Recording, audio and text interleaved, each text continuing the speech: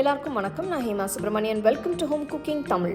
கோங்கூரா, அதாவது புளிச்சக்கீரை வச்சு என்ன ரெசிபி செஞ்சாலும் அது ரொம்பவே நல்லாயிருக்கும். நம்ம நிறைய ரெசிபிஸ் புளிச்சக்கீரை வச்சு பண்ணியிருக்கோம். இன்னைக்கு ஆந்திரா ஸ்டைலில் ருசியான புளிச்சக்கீரை பருப்பு கடையல் தான் செய்ய போகிறோம்.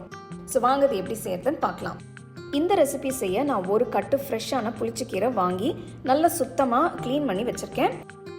இதுக்கு ஒரு கப் அளவுக்கு துவரம் பருப்பை நல்லா கழுவி தேவையான தண்ணி ஊற்றி 1 மணி நேரம் ஊற வச்சுருக்கேன். பருப்பை ஊற வச்சு வேக வச்சோம்னா நல்லா சாஃப்டாக பருப்பு வெந்துடும். ஒரு ப்ரெஷர் குக்கரில் ஊற வச்ச துவரம் பருப்பு சேர்த்து, துவரம் பருப்பு எந்த கப் அளவுக்கு எடுத்திருக்கீங்களோ அதே கப் அளவு 3 கப்பு தண்ணி ஊற்றுங்க.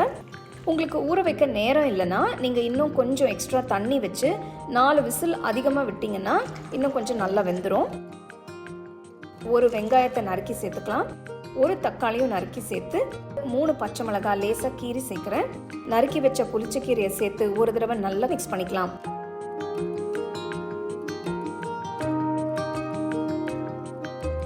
நாலு பல்லு பூண்டு, 1/2 டீஸ்பூன் மஞ்சள் தூள் சேர்த்து மிக்ஸ் பண்ணிக்கலாம்.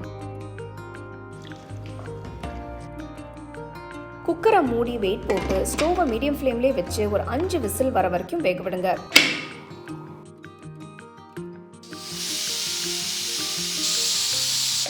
அஞ்சு விசில் வந்ததும் ஸ்டோவை ஆஃப் பண்ணிட்டு ப்ரெஷர் ரிலீஸ் ஆனதும் குக்கரை ஓப்பன் பண்ணி பார்க்கலாம். பாருங்க எவ்வளோ அருமையாக வெந்திருக்குன்னு. இப்போ மறுபடியும் ஸ்டோவை ஆன் பண்ணி 1 டீஸ்பூன் கல்லுப்பு சேர்த்து இது கூட 1 டேபிள் ஸ்பூன் அளவுக்கு கெட்டியான புளி கரைசலை ஊற்றிக்கலாம். ஒரு 5 நிமிஷம் கொதிக்க விடுங்க. 5 நிமிஷம் ஆனதும் குக்கரை இறக்கி வச்சிடலாம். இப்போ தாளிக்கிறதுக்கு ஒரு கடாயில் 1 டேபிள் ஸ்பூன் நெய் ஊற்றுறேன். பருப்புக்கு நெய்யில் தாளிச்சாதான் ரொம்ப நல்லாயிருக்கும். நீங்கள் எண்ணெய் கூட யூஸ் பண்ணிக்கலாம் வேணும்னா. நெய் சூடானதும் 1 டீஸ்பூன் கடலைப்பருப்பு, 1 டீஸ்பூன் உளுத்தம்பருப்பு, 1 டீஸ்பூன் கடுகு, 1 டீஸ்பூன் சீரகம் சேர்த்து நல்ல பருப்பை வறுத்துக்கோங்க. கடுகு பொரிஞ்சதும் 4-5 பல்லு பூண்டை தட்டி சேர்த்துக்கோங்க. இது கூட 2 மிளகாயை 2ஆக உடச்சி சேர்த்துக்கலாம். இப்போ 1/2 டீஸ்பூன் பெருங்காயத்தூள் சேர்த்து ஒரு 1/2 கப் அளவுக்கு சாம்பார் வெங்காயத்தை நறுக்கி சேர்த்துக்கலாம். கொஞ்சம் ஃப்ரெஷ்ஷான கருவேப்பிலையும் சேர்த்து நல்லா வதக்குங்க. வெங்காயம் சேர்க்கறது ஆப்ஷனல் தான்.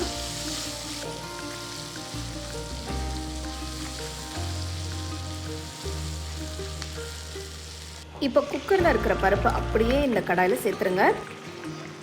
ஒரு 2 நிமிஷம் தாளிப்போட சேர்த்து கொதிக்கட்டும். இந்த தாளிப்போட ஃப்ளேவர்ஸ் எல்லாம் பருப்பு கூட மிக்ஸ் ஆகட்டும். அவ்வளோதாங்க, ரொம்பவே ருசியான புளிச்சக்கீரை பருப்பு கடையல் தயாராயிடுச்சு.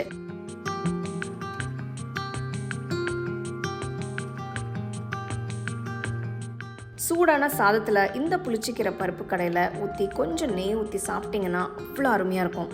நீங்கள் மார்க்கெட் போகும்போது கண்டிப்பாக இந்த கீரையை ஃப்ரெஷ்ஷாக கிடச்சா வாங்கிட்டு கண்டிப்பாக இந்த பருப்பு கடையில் ட்ரை பண்ணி எப்படி இருந்ததுன்னு எனக்கு சொல்லுங்கள். அப்படியே உங்கள் ஃபேமிலி ஃப்ரெண்ட்ஸோட ஷேர் பண்ணுங்கள். உங்களுக்கு இந்த ரெசிபி பிடிச்சிருந்தா லைக் பண்ணி ஷேர் பண்ணி ஹோம் குக்கிங் தமிழ் சேனலுக்கு சப்ஸ்கிரைப் பண்ணுங்க. மறக்காம பெல் ஐகானை கிளிக் பண்ணுங்க.